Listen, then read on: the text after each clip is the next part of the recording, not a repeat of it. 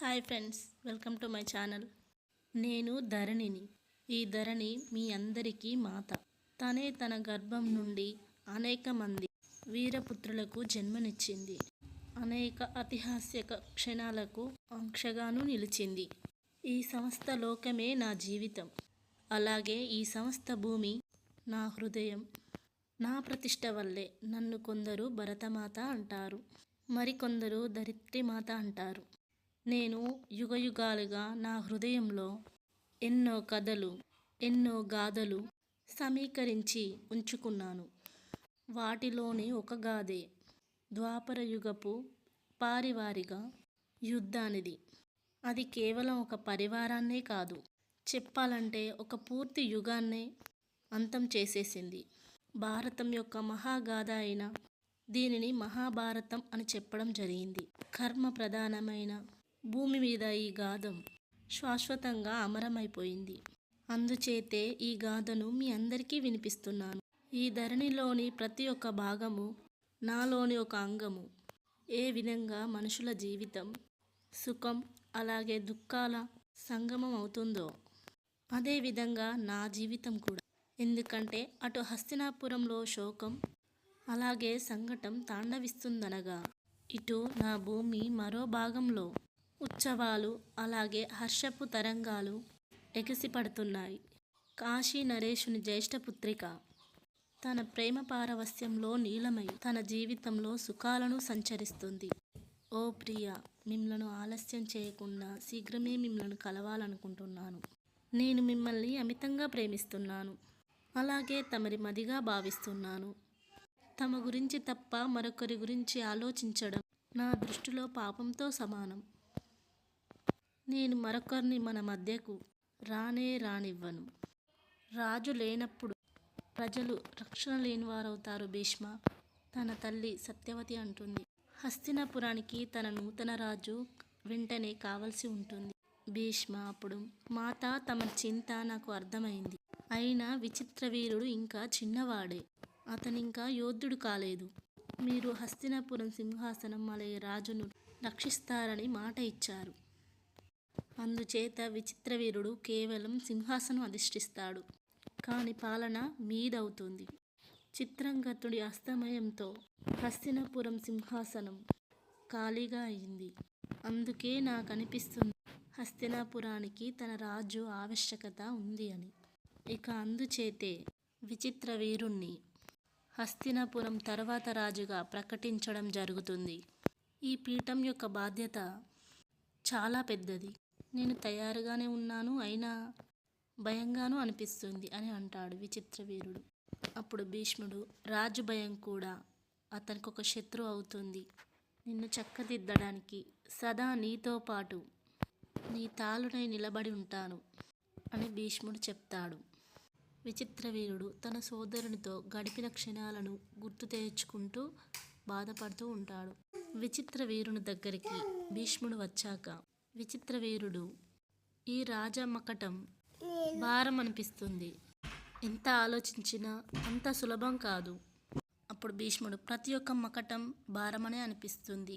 అయినా దాని భారం ఆవరం వంటిది కాదు. నిజానికి దానికి భారం అయ్యేది ప్రజల యొక్క నమ్మకం, రాజ్యపు మర్యాద, అలాగే సమయపు బాధ్యత కూడా. ఈ మకుటం కేవలం శోభ అనుకుంటే అప్పుడు భారం అవుతుంది. అయినా ఎప్పుడు దీన్ని నీ కర్తవ్యం అనుకున్నా అప్పుడు అది ఆవరణం అనిపిస్తుంది. ఒక రాజు యొక్క శక్తి అతని కలవరంతో కాదు, అతని సమతుల్యతో గణించబడుతుంది. ఎప్పుడు నీవు నీ ప్రజలను పరివారం అనుకుంటావో అప్పుడు ఈ రాజమకుటం నీ దృష్టిలో భారమని కాదు, ఒక వరప్రసాదం అని అనిపిస్తుంది. గుర్తుంచుకో, రాజు అంటే శిరస్సు మీద మకుటం ధరించేవాడు కాదు. రాజంటే తనే రాజ్యాన్ని అలాగే రాజ్యంలోని సమస్త ప్రజానికాన్ని తన హృదయంలో నిలుపుకోగలవాడే అని భీష్ముడు చెప్తాడు. హస్తినాపురానికైతే నూతన రాజు దొరికాడు, కానీ ఆ రాజు మాత్రం పరిపాలనకు ఇంకా సిద్ధంగా లేడు. విచిత్రవీరుడు యుద్ధం చేయలేకపోతూ ఉంటాడు. అప్పుడు భీష్ముడు, ఇది కేవలం ఆయుధం కాదు, ప్రజల నమ్మకం. ఇది గనక చేతి నుండి జారిపోతే అప్పుడు కేవలం నువ్వు మాత్రమే కాదు, నీ రాజ్య భవిష్యత్తు కూడా కూలిపోతుంది.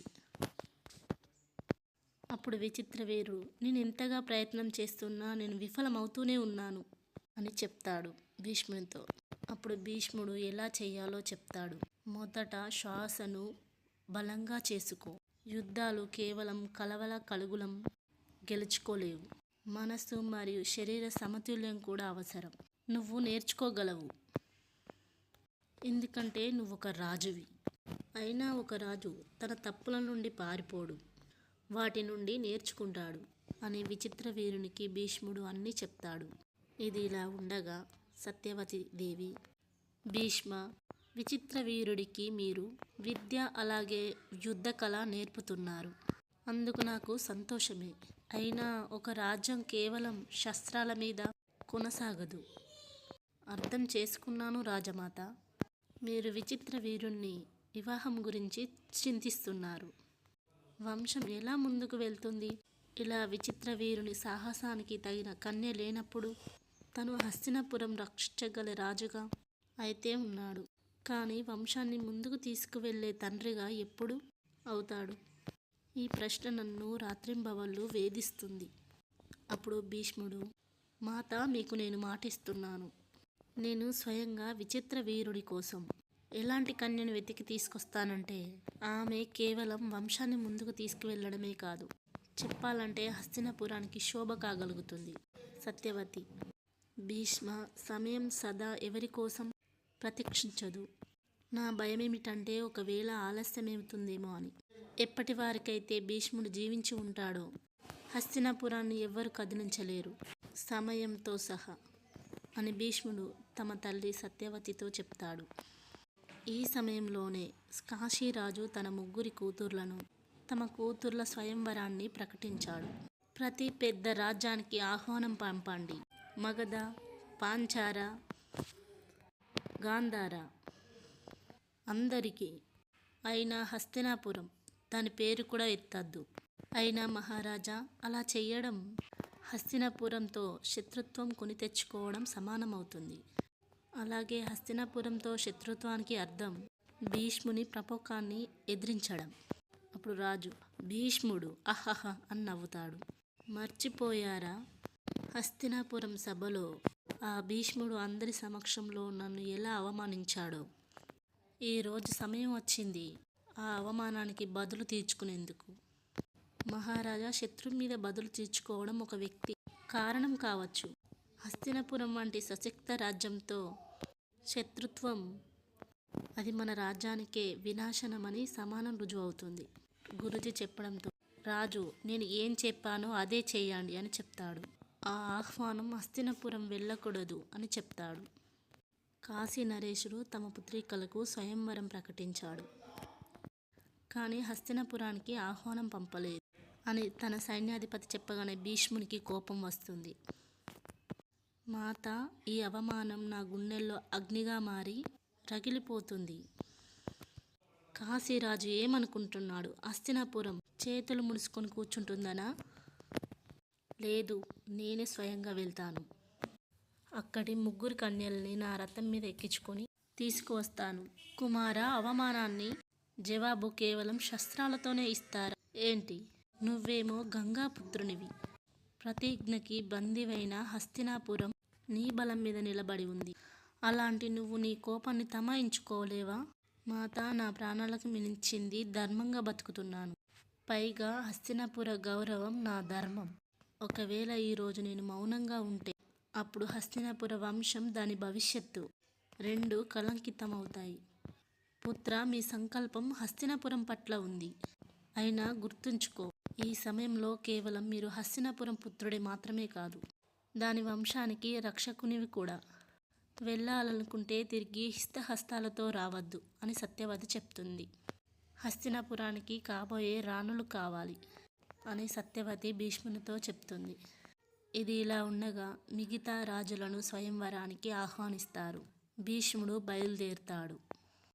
కాశీరాజుడి పెద్ద పుత్రిక తను ప్రేమించిన వాడితో వివాహం చేసుకోవాలని సంతోషపడుతుంది ఆ రాజును చూసి. కానీ అప్పుడు అక్కడికి భీష్ముడు వస్తాడు. భీష్ముణ్ణి మిగతా రాజులు భీష్మ నీకు ఈ వయసులో స్వయంవరమా అని ఎగతాళి చేస్తారు, నవ్వుతూ ఉంటారు. నేనిక్కడికి నా కోసం రాలేదు. చెప్పాలంటే హస్తినాపురపు మహారాజు విచిత్ర వీరుని కోసం ఈ స్వయంవరంలోనికి వచ్చాను. అలాగే నేను ఒకటి ప్రకటిస్తున్నాను. ఈ కాశీకి చెందిన కన్యలను హస్తినాపురపు రాణులుగా మార్చుకునే వెళ్తాను అని భీష్ముడు చెప్పగానే వాళ్ళు ప్రేమించుకున్న ఇద్దరు బాధపడుతూ ఉంటారు. కాశీ నరేష, మీరు హస్తినాపురానికి ఆహ్వానం పంపించకుండా శత్రుత్వాన్ని ఆరంభించారు. అయినా మీకు ఇంకా అవకాశం ఉంది. ఒకవేళ మీరు ప్రేమగా మీ 3 కన్యలను నాతో పాటు హస్తినాపురానికి పంపిస్తే అప్పుడు ఈ అపరాధాన్ని మర్చిపోవచ్చేమో అని భీష్ముడు చెప్తాడు. లేదంటే నా ప్రకోప అగ్ని జ్వాలలు కాశీలో విధ్వంసం జరుగుతుంది. అయినా ఒకవేళ ఇక్కడికి వచ్చిన రాజుల్లో ఏ రాజుకైనా అభ్యంతరం ఉంటే అప్పుడు నన్ను వారు యుద్ధంలో ఓడించి కన్యలను గెలుచుకోవచ్చు అని చెప్తాడు భీష్మ. భీష్మ, ఇది స్వయంవరం. కన్యలకు అధికారం ఉంది తన జీవిత భాగస్వామిని ఎంచుకునేందుకు. నువ్వు వారిని బలపూర్వకంగా తీసుకువెళ్ళకూడదు. అయితే నీకు అభ్యంతరం ఏముంది సాలువ అని భీష్మ అంటాడు. ఒకవేళ నువ్వు ఈ కన్యలను వివాహం చేసుకోవాలనుకుంటే అప్పుడు నాతో యుద్ధం చేయవలసి ఉంటుంది అని భీష్మ చెప్తాడు. హస్తినాపురం కోసం మహారాజులను గెలిచాడు. హస్తినాపురానికి జరిగిన అవమానం తుడిచిపెట్టబడింది. అయినా సాలువరాజు తమ అవమానాన్ని సహించలేకపోయాడు. అందుకే తన కరువాలను తీసుకుని భీష్ముని మీదకి వచ్చాడు తనతో యుద్ధం చేసేందుకు. ఆగు భీష్మ, నాతో యుద్ధం చేయకుండా కాశీ కన్యలను ఇక్కడి నుంచి తీసుకువెళ్ళే అధికారం నీకు ఎవరిచ్చారు? అప్పుడు భీష్ముడు, రాజా సాల్వ, నేను ఈ కన్యలను హస్తినాపురం కోసం గెలుచుకున్నాను. రాజు సాల్వ భీష్మునితో యుద్ధం చేస్తాడు. యుద్ధం చేసి ఓడిపోతాడు. అప్పుడు భీష్మ, నీ ఈ ఓటమి నిశ్చయం సాల్వ. నేను నిన్ను చంపగలను. అయినా ఇది హస్తినాపురపు మర్యాద. అలాగే నా మాటకు విరుద్ధమవుతుంది అని భీష్మ చెప్తాడు. భీష్ముడు 3 కన్యలను తీసుకొని తన మాత సత్యవతి దగ్గరికి వెళ్తాడు. అప్పుడు సత్యవతి, మీ 3కి స్వాగతం. ఇవాళ హస్తినాపురం తన భవిష్యత్ మహారాణులను ఆహ్వానిస్తుంది. అప్పుడు రాజమాతని, కాశీ విశ్లేషుని పెద్ద కూతురు, రాజమాత మీరు ఆజ్ఞాపిస్తే నేను ఒకటి చెప్పాలనుకుంటున్నాను. చెప్పు పుత్రిక అని సత్యవతి అనగానే, నేను ఈ వివాహం చేసుకోలేను. నా హృదయం మొదటి నుంచి ఇంకొకరిది, రాజా సాల్వునిది. ఆ స్వయంవరంలో నేను తనను ఎంచుకునేదాన్ని. నేను వారినే ప్రేమిస్తున్నాను. వారికి తప్ప నేను ఇంకొకరికి భార్యను కాలేను. అమ్మ, నువ్వు ఈ మాట స్వయంవరం సమయంలో చెప్పాల్సి ఉంది. అప్పుడెందుకు చెప్పలేదు అని భీష్ముడు అడుగుతాడు. నాకు మీరంటే భయం పితామహు. దేవర్షి చెప్పేవాడు స్త్రీకి తన ప్రాతిపత్య అధికారం ఉంటుందని. నన్ను నా ప్రేమ నుండి వేరు చేయకండి దేవప్రతు. ఒకవేళ నీ హృదయంలో సాల్వ మీదే ప్రేమ ఉంటే అప్పుడు నిన్ను హస్తినాపురం సగౌరవంగా సాల్వ నరేషుని దగ్గరికి తిరిగి పంపుతుంది అని భీష్ముడు చెప్తాడు.